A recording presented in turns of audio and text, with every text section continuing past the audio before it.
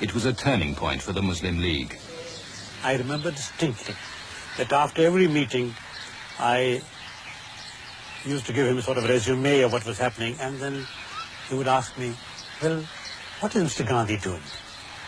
Because Gandhi had only recently then been released from jail, and they were both of them trying to keep track of each other's footsteps. So that made me aware of the fact that Mr. Jinnah was always very keen to know every move, every step that Gandhi took, every word that he uttered, every little statement of Gandhi was kept recorded, pasted in a separate scrapbook.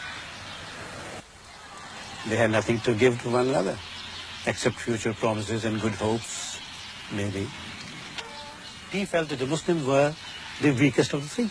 The British held the power, they held the strings of power, the Hindus held the majority.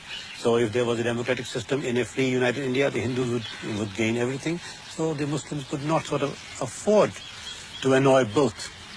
But Mr. Jinnah, he had a bit of a gambler in him. He took the risk.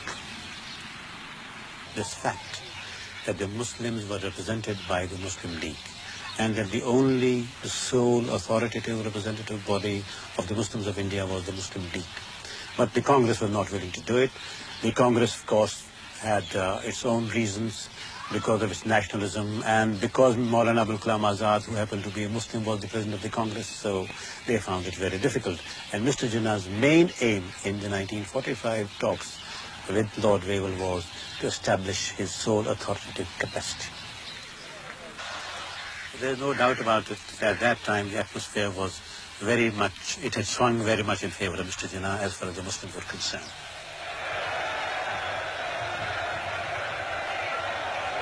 He addressed a public meeting where at least 1 million people were collected. The Muslims wanted to come and see him and just to see his face. They knew what he was talking without understanding. I think they had established sort of a wavelength. He was waiting.